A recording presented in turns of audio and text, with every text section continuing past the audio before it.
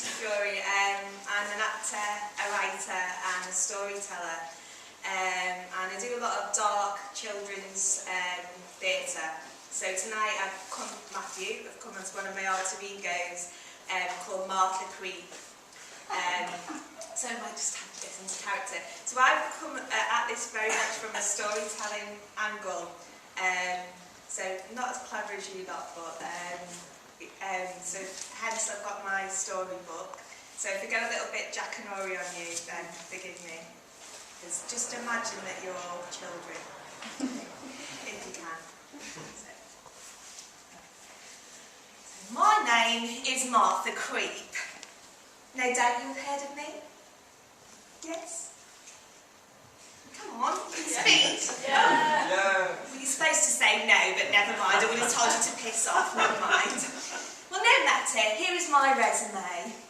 Scientist, expert on the paranormal, accomplished lover, not just men, with a sideline in cupcake making.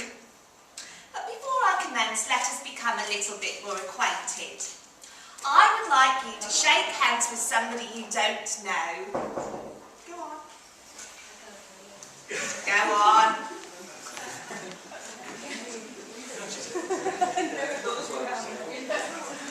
Oh, excellent. There are no strangers here, only friends you have not yet met.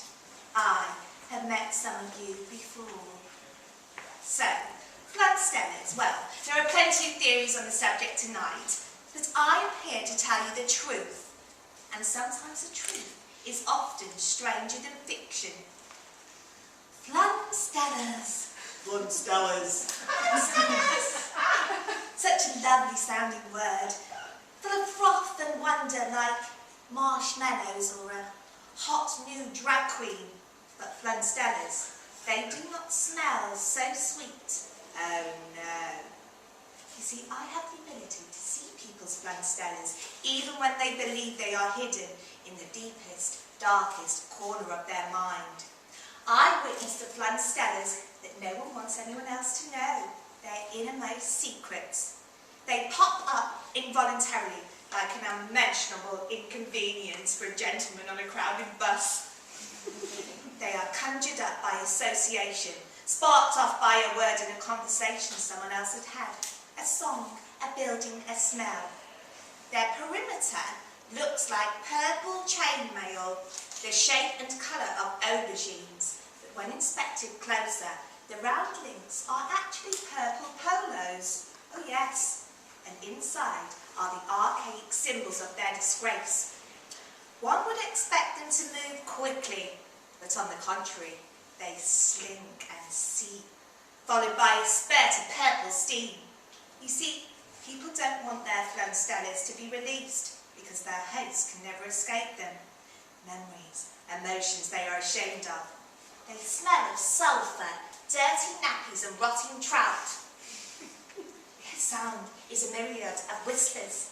They tell the story of their unwanted secret. Only a trained ear such as mine can hear the delights each Flunconference has to offer. Now I come from a long lineage of the Creep clan. My great, you get the picture, great-uncle Creep was once chef to Vlad the Impaler. Oh yes, he never actually did that much cooking, apart from the odd pickling of heads, but nevertheless, it was an honour for us Creeps, a genuine vampire instead of all this twilight crap. Blech.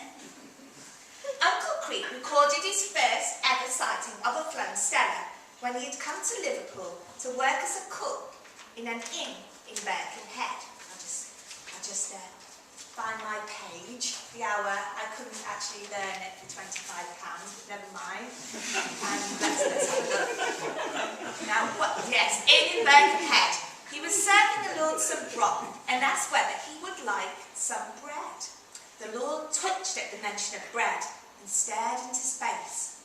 Uncle Creep repeated himself, and it was at that moment that he saw the purple apparition of a Flunconference seep from under the table. He moved backward, the stench of the Flunconference worse than the 7-day-old broth. And to his dismay, Inside the chainmail was a nun's habit. The Lord twitched, a flicker of shock upon his high-arched brow, and knocked back his flagon of ale. Uncle Creep was flabbergasted and backed away, thinking the Flunsteller was a product of drinking too much absinthe, while the Lord scoffed that he had not had enough broth. "More bread?"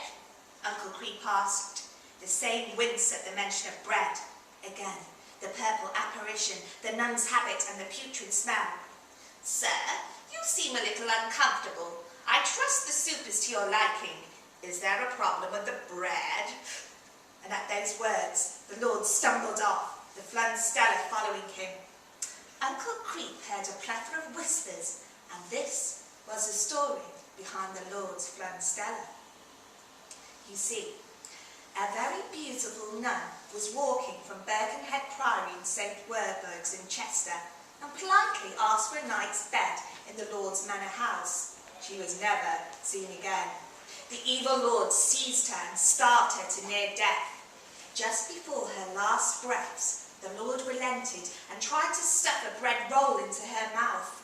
But alas, it was too late. Well, he killed her.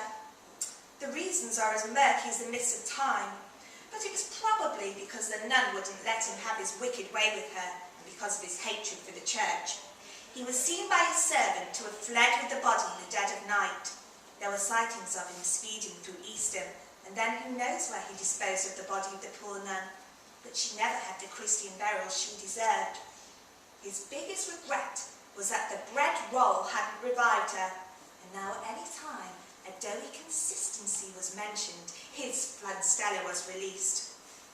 Now the Creep family have witnessed plenty of other Flunstellers, some more hideous than others. Sometimes they're not that interesting, like someone liking to sniff Tootsies, or grown adults liking Peppa Pig. This was so passé. Well, I was honoured to witness my Flunsteller when I was on the 86 bus going to Poundland. And I saw a chap discussing the retro band, the Pet Shop Boys, when suddenly a Flunsteller came seeping out of an angelic-looking girl. Inside the purple polos was a furry, whirry bunny rabbit. Her angelic face became a little worried at the mention of the pet shop. The putrid smell hit me, and after I deciphered the whispers, this was Annabel's story. Annabel loved a furry, whirry bunny rabbit. She named him Mr. Fairyworth. She petted and fussed and stroked him.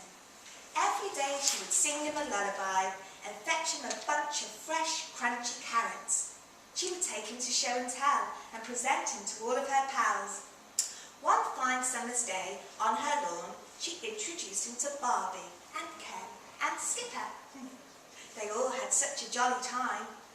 However, Mr. Fairyworth wasn't too keen on Barbie, as he dared to nibble her lithe ankle. Mr. Fairyworth got a little slap on his pink paw, after which he said sorry by nuzzling her. Annabel picked him up and gave him a loving hug. Ah, the loving hug grew tighter and tighter.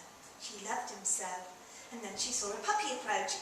I'd like one of them, she thought, to which she picked up a stem with her chubby pink hands and smashed it down with all her might on Mr. Fairyworth's head. The scarlet blood scattered onto the white fur. It made such a pretty pattern, she thought. And as she lay his limp body down, she thought to herself, how dare he give Barbie a dirty look? How dare he? And that was why she never enjoyed the mention of the pet shops or Thumper or anything that would set her Flunsteller off. And now it's time for me to go. Ooh, I'm picking up some very juicy Flunstellers. You, sir, wow. There's a story. And if you want to know his story, buy me a drink at the bar.